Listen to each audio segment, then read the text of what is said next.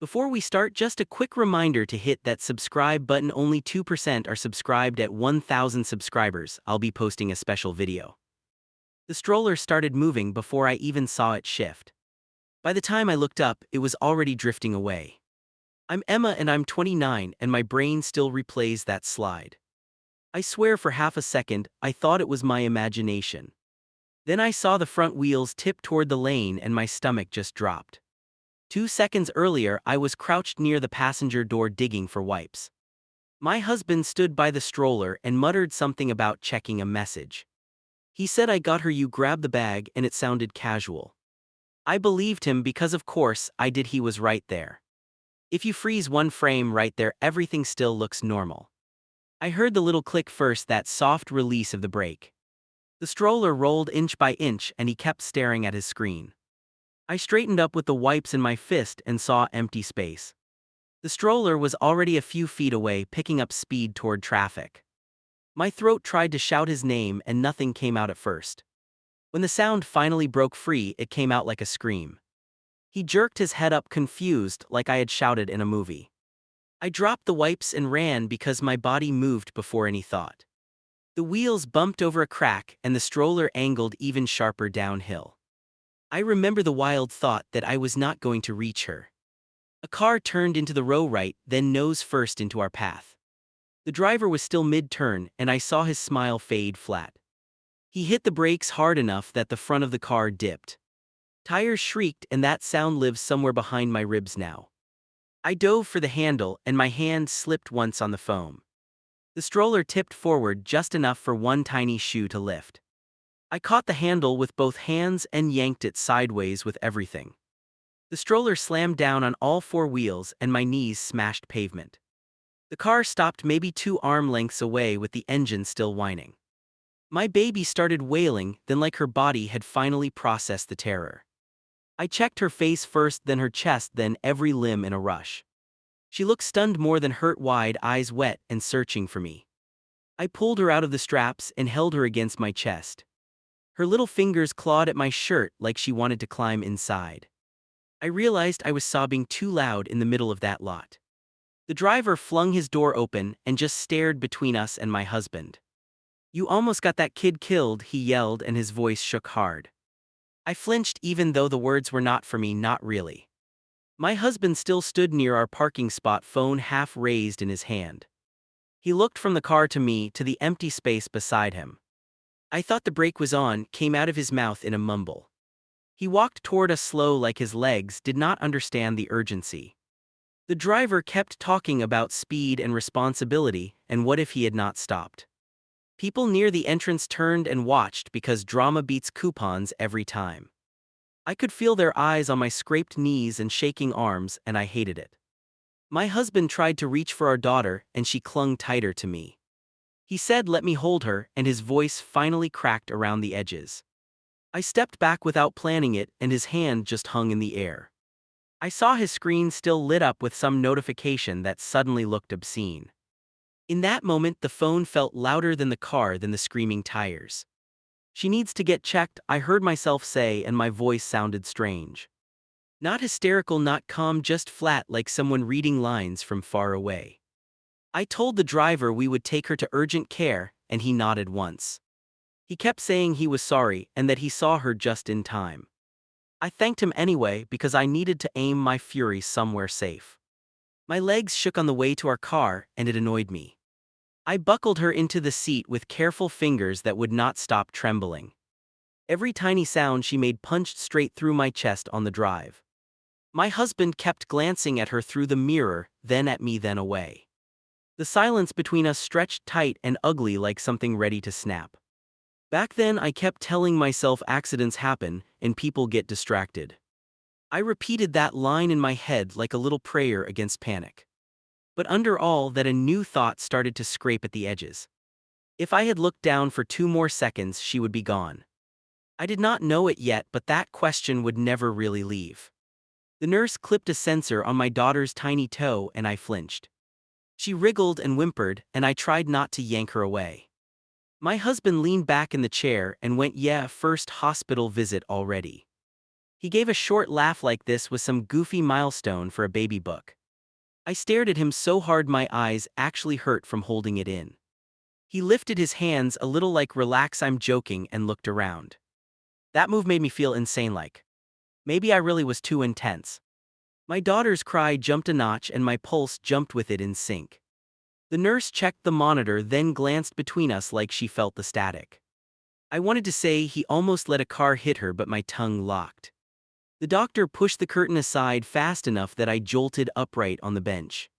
He introduced himself and went straight to my daughter's head and neck. He pressed gently along her scalp and watched her eyes with sharp focus. Every time she flinched, my whole body twitched like I had been poked instead. I watched his face the entire time, hunting for any sign of alarm or doubt. "How far did she fall?" he asked while lifting each arm one at a time. My mouth opened then my husband spoke first from his place by the wall. "She didn't actually fall," he answered and scratched his jaw like this was casual. The stroller rolled a little in the parking lot and a guy stopped in time. He left out the burning part where my knees hit asphalt and I dragged her back. The doctor glanced at him then at me and waited for more detail to appear. I jumped in and heard my own voice shake as I filled gaps he skipped. "They almost met in the lane," I said, and my hands moved in the air. My fingers showed the distance my mouth could not define, and it felt ridiculous. The doctor nodded slowly and wrote something on the chart that I could not read. He finished the exam and said there were no signs of a serious impact today. He mentioned watching for vomiting or strange sleep or eyes doing anything odd. I grabbed those instructions like a lifeline and also like a verdict against me. Because his tone stayed calm, my brain twisted it into proof I had overreacted. My husband heard the same calm and turned it into proof I had lost it. "See," he muttered once the curtain swung back into place for privacy again. He shifted closer and nudged my sneaker with his own like this was playful. "She's fine," he went on, and his voice carried this smug little "I told you." It looked worse in the moment, you know, your imagination just runs. I stared at the linoleum because if I looked at him I might scream. I tried anyway to anchor us to what actually happened out there on the pavement. "You released the brake while you checked your phone," I said, and my throat tightened. If that man had been going faster we would be in a different building. He rolled his eyes and his whole body leaned away like I was contagious. "Or he could have flown into space," he snapped, and that joke sliced through me. The nurse came back with a discharge sheet and caught the tail end of his tone. She went over the signs to watch and spoke mostly to me, not to him. I nodded along too quickly because I needed someone to see I was listening.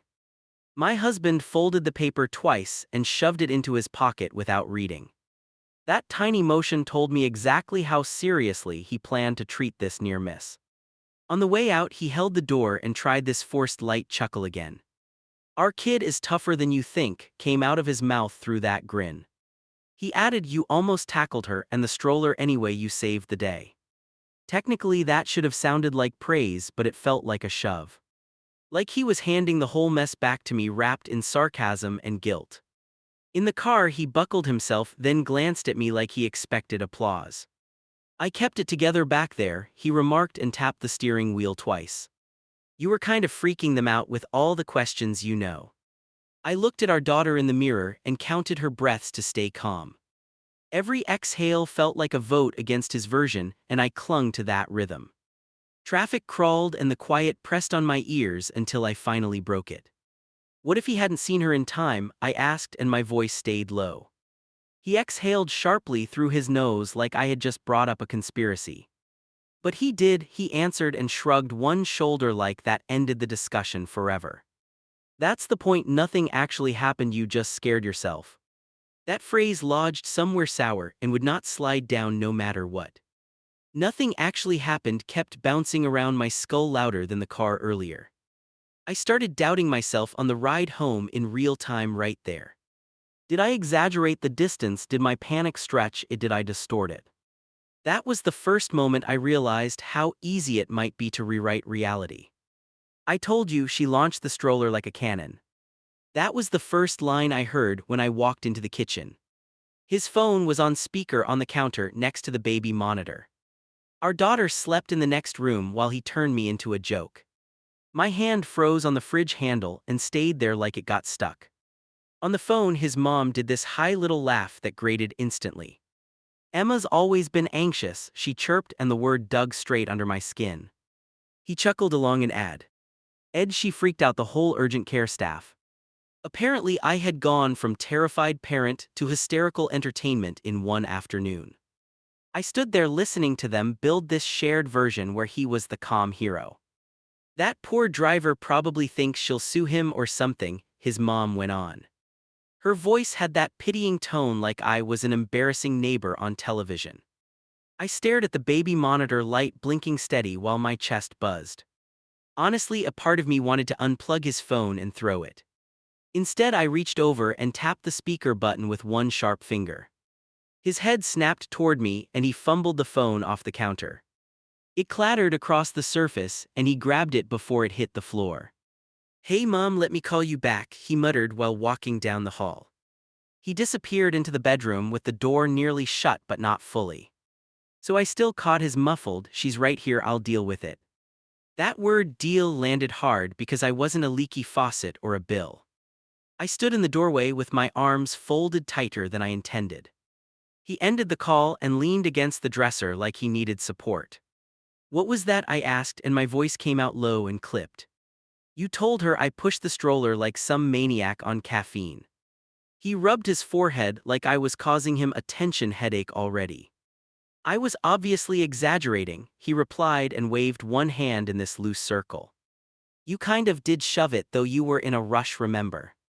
We both knew that was true, and the fact he used remember stunned me. Like he could remake the moment by saying it enough times out loud. I checked the brake twice, I shot back and my throat burned halfway up. The only person who touched it after that was you with your thumb. His expression shifted there like I had crossed some invisible disrespect line. You're not helping anything by obsessing over angles and inches, he snapped. Then he dropped his gaze and muttered, our kid is sleeping, we should be grateful.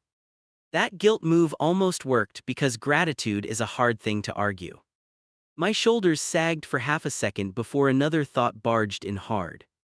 If this was how he talked to his mom, what would he tell everyone else? Would I eventually become the crazy wife from some funny near-disaster story? That image made my skin prickle more than the parking lot itself, honestly.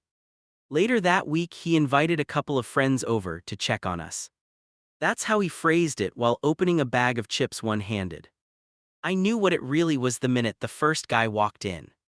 They wanted to hear the story because he had teased it in their group chat. I watched him light up in that particular way he uses for attention.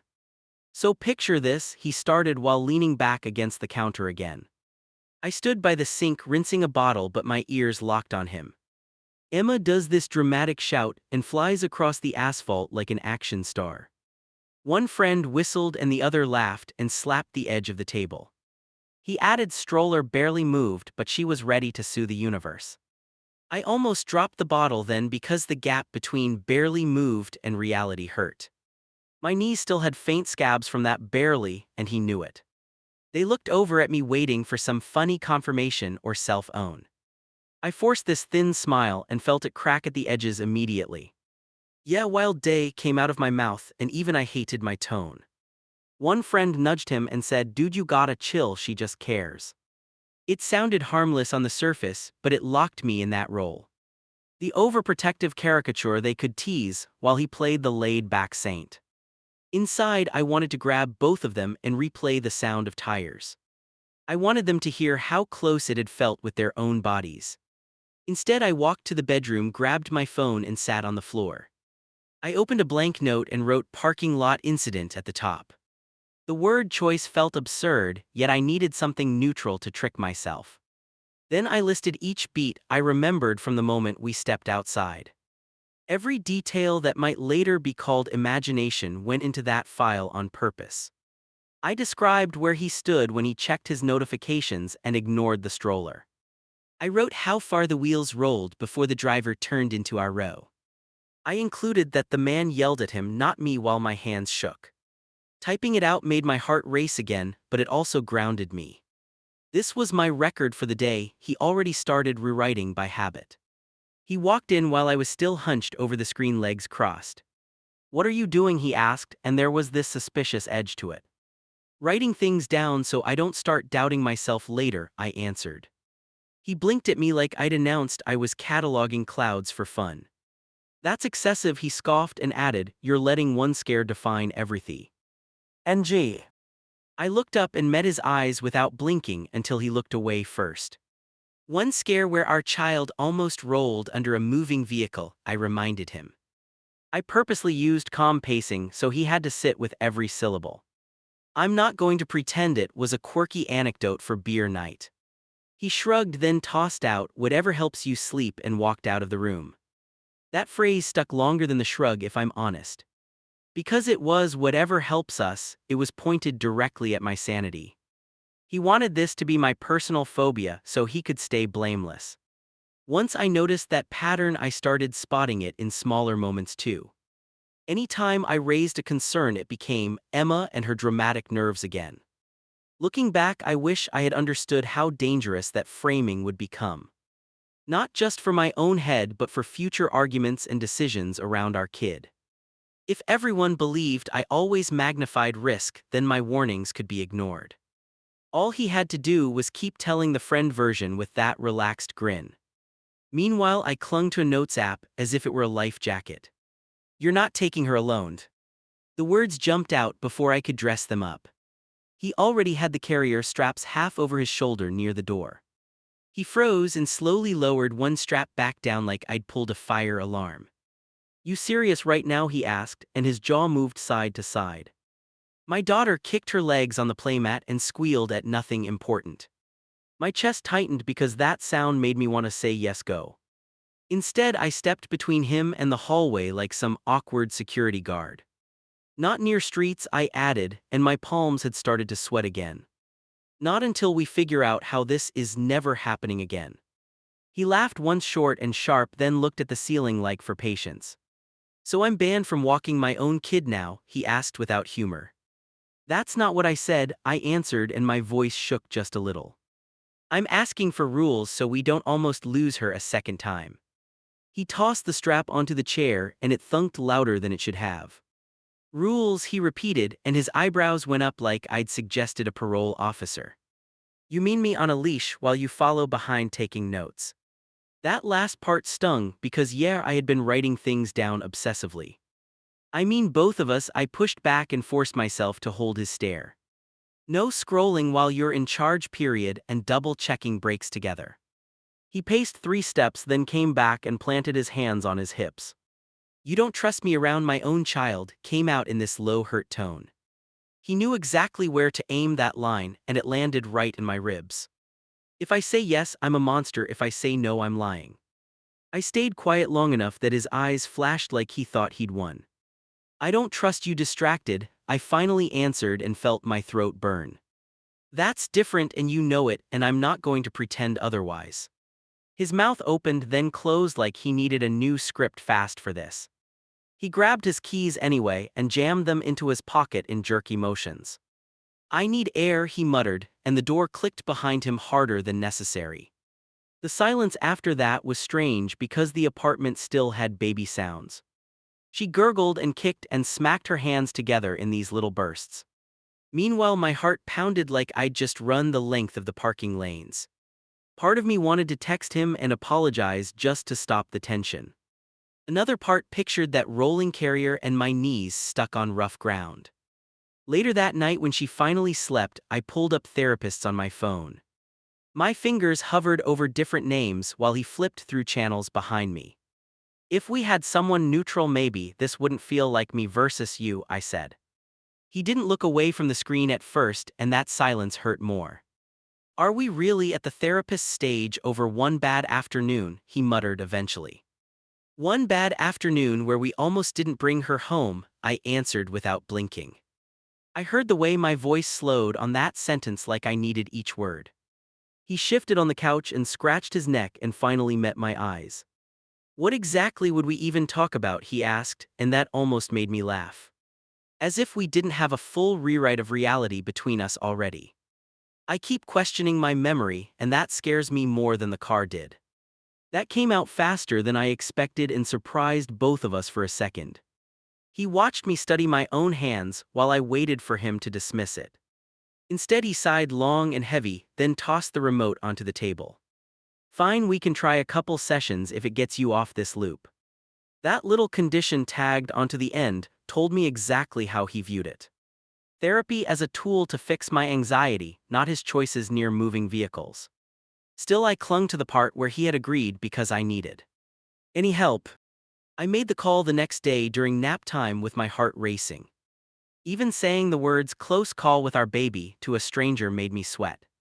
The first appointment hit on a rainy afternoon, which somehow made everything tighter. He cracked a joke in the waiting room about couples who fight over snacks. I gave this half laugh because starting another argument in public sounded exhausting. When the therapist opened the door, he switched on this polite, wounded smile. I watched it slide into place like a suit he had practiced before. We sat on opposite ends of the couch with a cushion of space between us. "So what brings you in today?" the therapist asked and folded her hands loosely. I opened my mouth, then heard his name come out first in a calm tone. "We had a scare with our kid and it shook her up," he started. He described the whole thing like a funny cautionary tale about nervous new parents. He mentioned a shopping trip and a rolling pushchair and a very alert driver. He called it a wake-up call about how intense I can get under stress. I felt my nails dig into my palms while he skipped over his screen completely. The therapist glanced at me as if to ask if this matched what I remembered. My chest buzzed and I realized this was the moment to pick a side. "That's not quite how it went for me," I cut in finally. I told her about my knees hitting the ground and my fingers slipping. I told her about his mom hearing a version where I launched our baby. I did not cry right away, but my voice stumbled over the word almost. Not almost upset, not almost worried, almost dead in a supermarket lane. He shifted beside me when I used that word, and I saw his shoulders tense. I wasn't just anxious, I added and looked straight at the therapist, then him. I was watching our baby roll away while he checked a notification on silent. The room felt small, then like the air needed to move but didn't. That was the first time I said the phone part out loud to another adult. The therapist sat quiet for a beat that felt long enough to matter. Then she asked him how it felt to hear my version stated that plainly. He stared at the floor and rubbed his eyes with thumb and forefinger. When he looked up, his lashes were wet and his voice came out rough. "I feel sick about it, and I hate that she doesn't believe I care. I'm not proud of this," but his tears knocked something loose in me. Because I wanted that remorse so badly that my brain rushed forward. I reached over and touched his arm, and he covered my hand with his. The therapist watched us and nodded once and talked about accountability without self-hatred. For a minute I believed we had turned an actual corner instead of just circling. After that session, he turned into the partner social media loves for a bit. He left his phone on the counter while playing on the floor with her. He checked locks twice before bed and asked if I wanted him to drive. He even reminded me of the follow-up appointment and put it on the calendar. Every careful move soothed something raw in me, and I let myself relax. Of course, there was a catch, because there always is with patterns like this. By the third week, he announced a crazy project at work on a Tuesday. I might miss Thursday with the counselor, lot of deadlines piling up, he mentioned. He framed it like an unavoidable emergency and kissed our daughter's head in passing. I nodded even though my stomach twisted and told myself life happens sometimes. Thursday arrived and I sat in the waiting room alone with my jacket. I watched the door each time it opened, expecting him to rush in late. My phone stayed blank except for a quick text saying, "Still stuck, sorry." The receptionist called my name and I walked back by myself feeling ridiculous. Explaining a two-person problem while one party ducked out felt like a joke. In the office, the therapist asked how things had been since the last visit. I told her about the good days with no screens and lots of eye contact. Then I told her about the way he framed this appointment as my thing. She listened and then said something that lodged under my skin for months. "You can work on your boundaries here, but you cannot drag him to growth." Leaving that session alone, I realized his progress depended on an audience. When someone neutral watched, he performed regret and diligence and even humility. When the door closed and the week got busy, the old habits crept in. Not the full disaster yet, just tiny slips like quick peeks at alerts during diaper changes. Little cracks in the careful mask that I kept trying not to notice too hard. The crash came first, then the scream. I dropped the dish in my hands and ran before my brain caught up. By the time I hit the doorway, my heart was already banging against my throat. Our daughter lay on her back near the wall, arms flailing, mouth wide open. My husband sat on the couch, phone glowing in his hand like a tiny sun. I scooped her up so fast her little body jolted against my chest. She sobbed that raw, startled cry that feels like it comes from somewhere ancient. A red spot bloomed on her forehead, small but bright enough to punch through me. Her eyes tracked my face, then slid past me toward the outlet just behind. I realized her head had missed the socket by maybe an inch, maybe less. What happened came out sharper than I meant and hung there between us. He locked his screen like that would erase anything and shrugged one shoulder. She tipped over, he answered, and spread his hands like gravity was the villain. I was right here, she just lost her balance, kids do that all day. My grip tightened because he had not moved from that spot even now. She can't even stand yet, I snapped and felt my voice wobble around the words. She doesn't just launch herself across the room, you had to see her fall. He rolled his neck and exhaled like I was dragging him into a pointless debate. I heard her hit and grabbed the phone to check the time. Relax, he replied. The lie was lazy, and we both knew it, which somehow made it worse. I carried her to the kitchen and grabbed a cold pack with shaking fingers. She buried her face in my shoulder while I tried to hold it against the bump. My mind raced through all the warning signs the urgent care doctor had listed before. For a second, I saw us back under fluorescent lights retelling another tiny accident. Only this one wouldn't involve car wheels, just our living room and a stupid screen. Do you think she needs urgent care again? I asked without looking at him. He leaned in the doorway, arms crossed, chest pushed out in this defensive way. For that, he scoffed and gestured at her head like it was a mosquito bite. If we sprint to a clinic every time she topples, we'll live there. The way he said we made it obvious he meant me dragging him along. I called the nurse line anyway because my stomach would not unclench. I paced tiny circles while the automated voice talked about high call volume. When a real person finally answered, I stumbled through the fall in clipped sentences. She asked about losing consciousness, vomiting, strange eye movement, all the usual nightmare stuff. Our daughter hiccuped against my neck and clung to my shirt with damp fists. The nurse told me to monitor her closely, wake her after a few hours. She listed specific things that would mean get in the car now, no debate. I wrote them down on a junk mail envelope because that's who I am now. When I hung up, I felt relieved and furious at the same time somehow. He took one look at my notes and shook his head like I'd proved his theory. You really called for that bump? He asked with this half laugh that stung. She cried for 30 seconds and already wants your necklace again. She's fine. He brushed his fingers over the swelling almost casually, and she flinched away hard. That tiny recoil hit me like a shove because she already knew who felt safe. I shifted her to the other hip, and his hand dropped awkwardly back to his side. Now here's the ugly part where I admit my own denial. For a beat I wanted to believe him again, believe it was just clumsiness. Telling myself babies topple and parents overreact felt easier than facing the pattern. But my knees still remembered asphalt and my notes app still held that first timeline. This wasn't a one-off anymore, it was a replay with a different set. After we settled her in the crib, he turned on the game in the living room. He patted the cushion next to him like nothing major had just occurred. Come sit with me, stop doom spiraling, he called while scrolling for the next highlight. I stood halfway between the hallway and the couch, stuck like my feet were glued. It hit me that I could not trust him unsupervised in the same room as our child. I'm not comfortable leaving you alone with her right now, I blurted finally. The words tasted like acid because I knew exactly what they would trigger. He muted the game and twisted toward me, eyes narrowed, jaw clenched tight. You realize how insulting that is, he asked and spread his hands wide. Do you hear yourself? You sound like I'm some drunk stranger off the street. If a stranger ignored her and she hit her head, you'd be livid, I replied.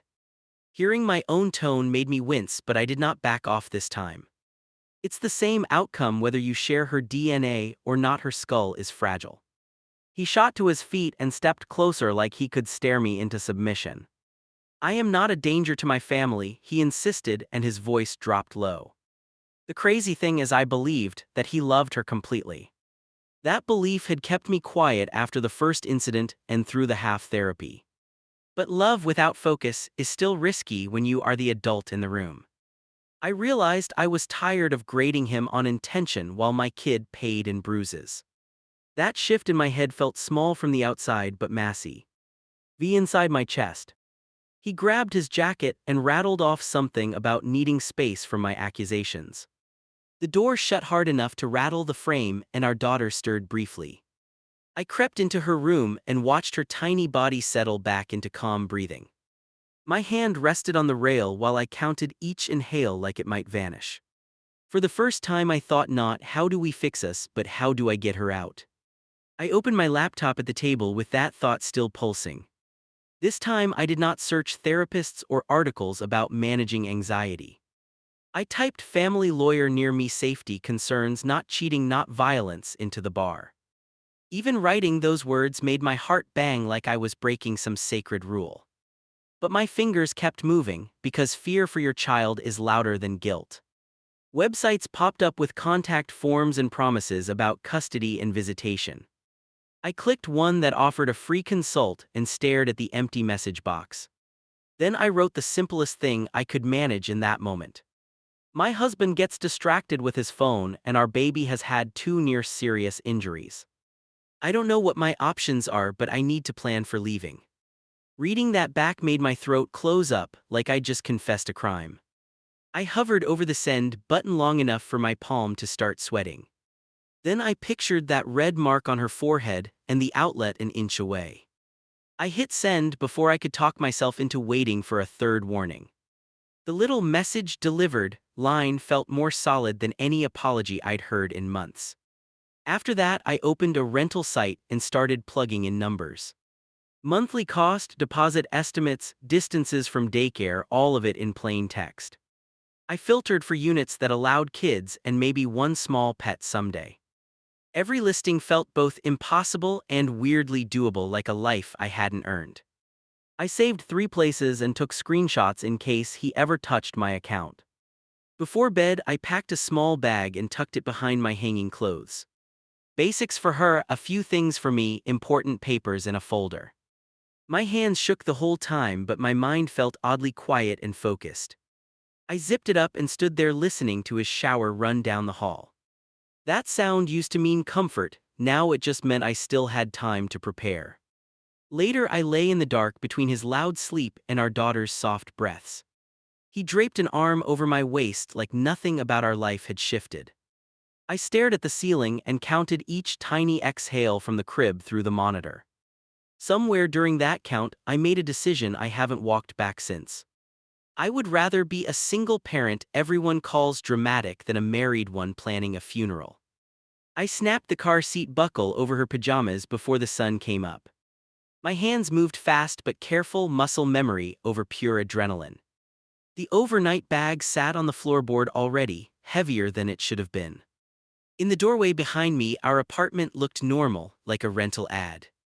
I locked it anyway and slid the key under the mat with shaking fingers. He was on an early shift, which I used like a stolen window. No blowout fight, no final speech, just a quiet exit while the city yawned. Part of me hated that I wasn't yelling after everything he'd done. The rest of me only cared that my daughter's head was nowhere near wheels.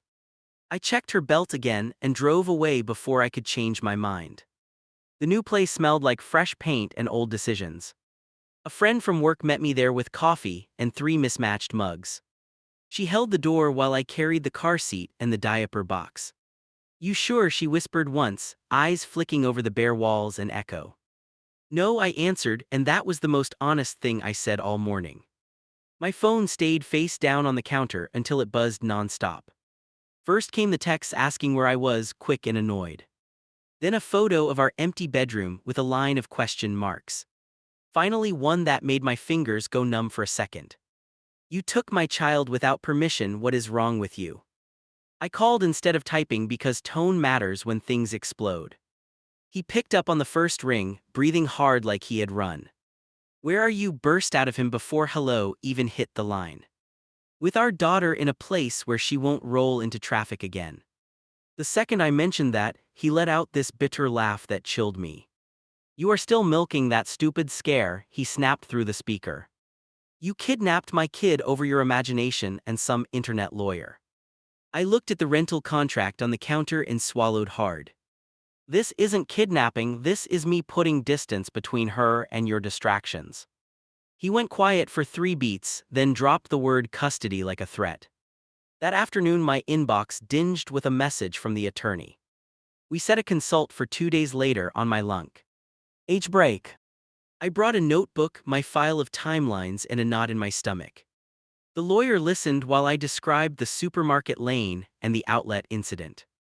Then she asked one simple question that still rings in my ears sometimes. If a judge asked why you left, could you answer in 1 sentence? I stared at my scribbles and tried to distill months into a line.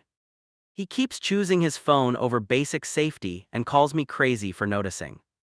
She nodded once like that was both terrible and unfortunately familiar. Then that's your anchor, she said, repeat it when he tries to spin everything. For a week he called constantly, swinging between rage and sugar. One voicemail would be full of curses and accusations about loyalty. The next would talk about our little family and how we belong together. You broke my heart, he murmured in one message that almost cracked me. Then he ruined it with, you made me look like a deadbeat to everyone. I finally agreed to meet him in a coffee shop near my work. Neutral ground, public, with cameras and people and no way to shout loudly. He arrived early and stood when I walked in, eyes already shining. For a second I saw the version of him from the early baby months. Then he opened his mouth and the illusion fell right off. You really ran to a lawyer before talking to me like an adult. He pushed a napkin back and forth under his palm while he spoke. You made me into some monster who doesn't care if our kid lives. I took a breath and pictured my anchor sentence like the attorney advised. You keep turning your attention away from her and mocking me when I panic. He scoffed so loudly a woman at the next table glanced over.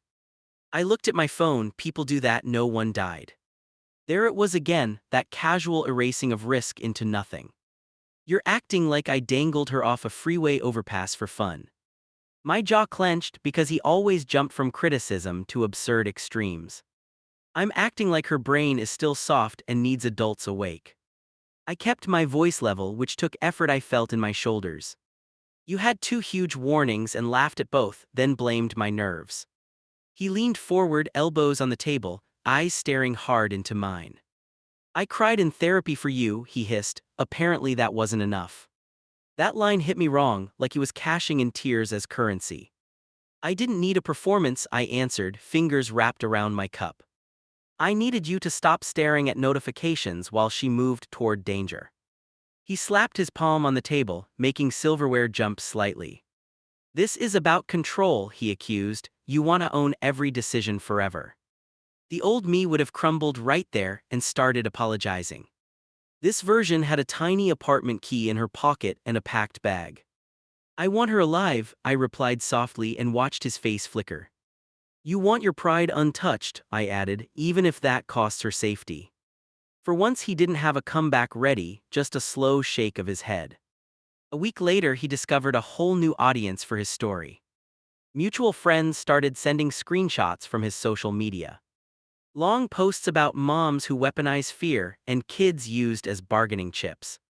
In his version I was unstable, brainwashed by blogs, allergic to normal risk. He described himself as the patient parent who made one tiny mistake once. Reading those posts felt like watching a stranger wear his face. He threw in emojis and jokes and hashtagged it like a trend. People who had never met me chimed in with advice about crazy exes. One comment said she'll calm down when a judge smacks her and got likes. I closed the app before I replied something that could haunt me later. During mediation, he showed up in a collared shirt and Father of the Year energy. He talked about bedtime stories, giggles, the way she reached for him sometimes. The mediator nodded and wrote things down while I waited for the other shoe. Then he slid a proposal across the table that made my skin go cold.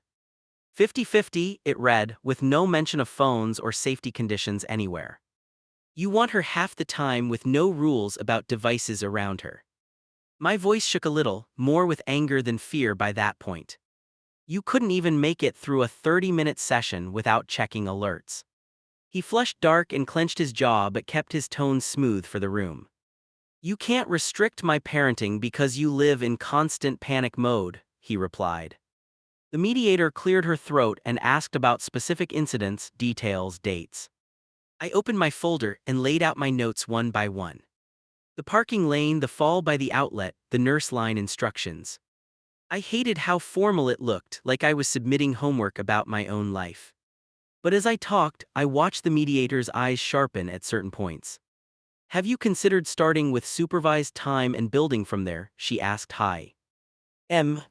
He barked out a laugh, then caught himself and forced a tight smile. You want me to sit in a room like some threat to my kid? His gaze flicked to me as he spoke, sharp and accusing. In that look I saw it clearly, his reputation mattered more than any compromise. In the end, nothing got finalized that day, just more paperwork. Temporary arrangements, future dates, recommendations about parenting classes. On the way out, he caught up with me in the hallway. You're ruining my life over your fear of screens, he muttered near my ear. I stepped back and watched him like he was someone I used to know. I'm letting a judge look at our choices and decide what's safe. Saying it out loud steadied me in a way I didn't expect. If I'm wrong, they'll tell me. If you're wrong, she gets hurt again. He opened his mouth, then closed it and just shook his head slowly. You'll regret turning her against me one day, he said, then walked away. Here's what nobody tells you about being the overprotective parent.